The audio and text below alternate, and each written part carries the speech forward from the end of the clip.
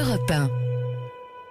Tout de suite, je passe un coup de fil à Jean-François Delfraissy, le président du Conseil scientifique de lutte contre le coronavirus.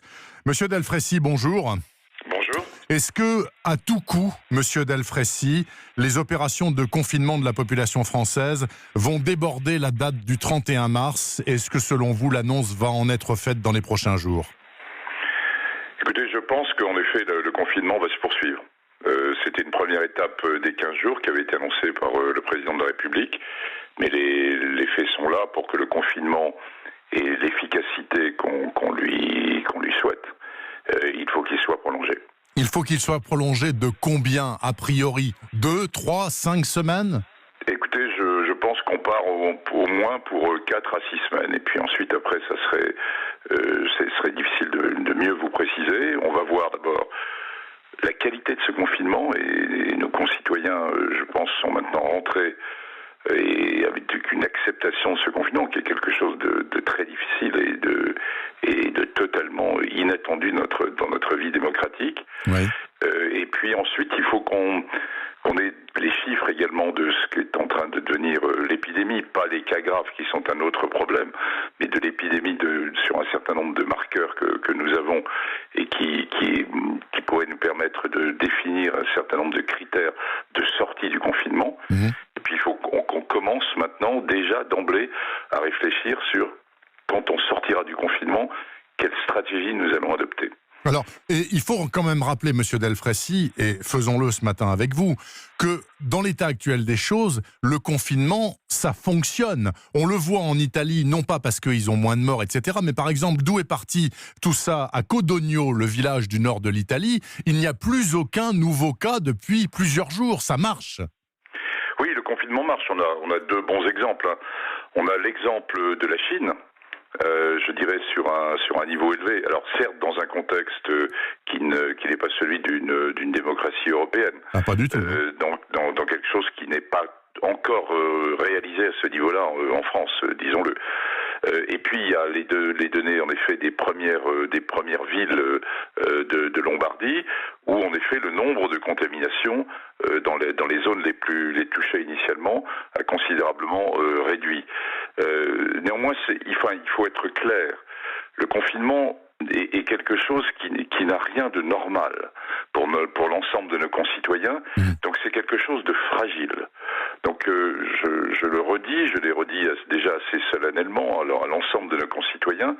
Je vous en supplie, acceptez ces règles du confinement parce qu'elles vous protègent et surtout elles protègent les autres. Alors, en matière de protection, justement, monsieur Delfraissy, les bras m'en tombent, et je ne suis pas le seul. En France, 5e pays le plus riche du monde, les policiers, les infirmiers, les vendeurs de magasins, etc., n'ont pas de masque pour se protéger. Mais ça sort d'où, ce truc-là?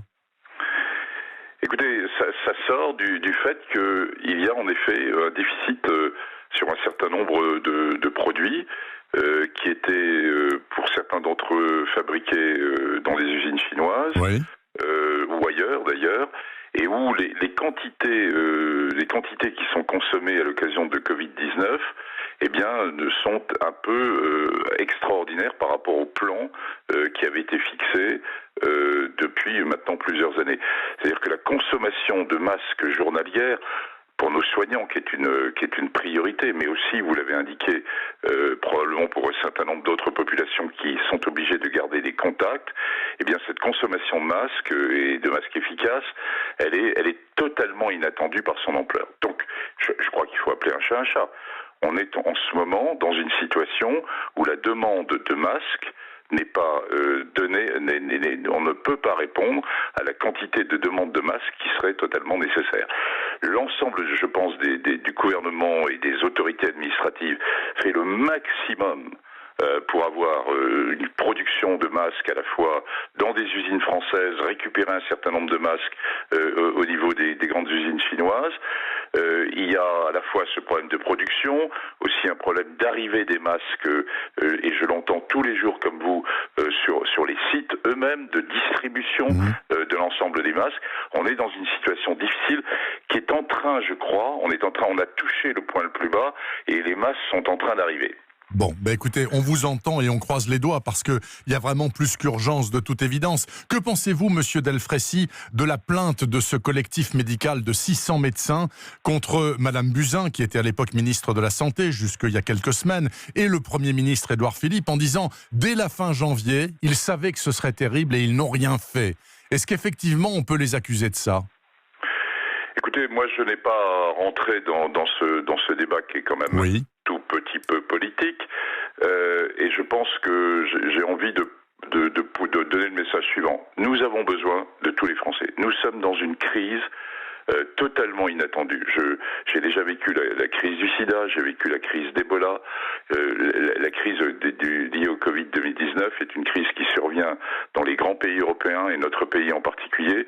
Je l'ai dit très naturellement moi-même, je n'ai commencé à voir la perception de l'immense gravité de ce qui nous arrivait à partir du moment où j'ai vu les premiers cas italiens et les courbes de prévision qui commençaient à sortir à ce moment-là. Je n'avais pas perçu à titre personnel, je l'ai dit très simplement, dans la période de fin janvier par exemple, que la France pourrait être touchée à ce niveau-là. Donc je pense que l'histoire se refera, il y aura probablement après la crise, mais d'abord, traitons la crise, soyons unis, à la fois au niveau, je dirais, des citoyens eux-mêmes, parce que c'est leur crise, c'est leur virus aussi. On ne peut pas tout attendre de l'État, et puis, bien sûr, des autorités administratives et des médecins et du comité que nous représentons. Quand on en sortira, monsieur Delfraissy, il faudra tester le maximum de gens pour être sûr que nous sommes tous clean, entre guillemets. Alors, vous posez la question de la sortie finalement du confinement, donc dans cette période, mettons à 6 semaines, voilà. Au mieux. En effet, on aura la partie du confinement, c'est pour écrêter le nombre de contaminations et casser un peu la courbe des contaminations de façon à éviter une survenue d'un trop grand nombre de formes graves et de formes nécessitant la réanimation pour que notre système de santé et le nombre de lits de réanimation soient adaptés au nombre de patients qui vont le nécessiter. Et c'est notre enjeu, là, maintenant, immédiat. Dans les 15 jours, on voit bien déjà les tensions extrêmement fortes dans le Grand Est et nous allons avoir le même type de problème probablement en région parisienne dans les 10 jours qui viennent. Et puis probablement aussi dans des zones comme Lyon par exemple. Donc c'est le point majeur, l'explication, je dirais, du confinement. Pour casser le nombre de contacts que nous avons chaque jour nous-mêmes, autour de à peu près 50, il faut avoir moins de 5 contacts par jour. C'est donc assez clair, vous comptez, chaque citoyen compte moins de 5 contacts par jour. Alors quand on va en sortir, l'épidémie ne sera pas finie. L'épidémie va se poursuivre. Et donc il faut qu'on ait une autre stratégie, et on a déjà un peu une vision de ce qui pourrait être réalisé avec ce qui a été réalisé en Corée. Et en Corée, depuis le mois de janvier, ils ont pris une autre stratégie qui n'est pas celle du confinement, mais qui est celle de tests extrêmement nombreux, puis ensuite de repérage des personnes, de repérage des contacts qu'ils ont eus via des applications sur les téléphones portables. D'ailleurs au détriment finalement des libertés individuelles, mais pour une efficacité des contacts, et puis ensuite pour un isolement des personnes. Et peut-être que d'ici 5 à 6 semaines, on aura peut-être l'ébauche du début d'un traitement, et on pourrait envisager éventuellement de tester et de traiter immédiatement pour éviter la suite de la contamination. Donc c'est des choses qu'on est en train de réfléchir, elles sont pas encore totalement finalisées, mais il faut bien que tout le monde comprenne qu'à la sortie du confinement, il y aura encore une épidémie qui va tourner, mais on l'aura rétablie à un niveau moindre. Mais il faudra la traiter et la prendre en charge. Une toute dernière question et une réponse brève, s'il vous plaît, monsieur Delfraissy. À propos de traitement, les États-Unis ont donné leur feu vert à la diffusion massive de la chloroquine, qui est l'élément actif de la nivaquine, un antipaludéen très connu, pour lutter contre le Covid-19. Qu'est-ce qu'on attend ici pour tenter le coup aussi ? Écoutez, on attend d'avoir des résultats qui confirment, je dirais, de façon claire l'efficacité de ce produit. Il y a un essai thérapeutique qui démarre en France ce matin et qui va comporter un bras avec l'hydroxychloroquine. Les États-Unis, par ailleurs, ont donné un feu vert pour que ce médicament soit inscrit dans la liste des médicaments possibles. Ça ne veut pas dire pour ça qu'il y aura une extension généralisée de l'utilisation de ce produit. Et il faut que nous ayons aurions des datas claires sur ce produit dans les jours qui viennent. On va l'avoir en France avec à la fois des études chez l'animal et puis un essai chez l'homme qui démarre dans de grandes conditions à partir de ce matin. Merci beaucoup Jean-François Delfraissy, président du Conseil scientifique de lutte contre le coronavirus sur Europe 1 ce samedi matin. Et je l'en remercie. Bon week-end à vous, monsieur Delfraissy.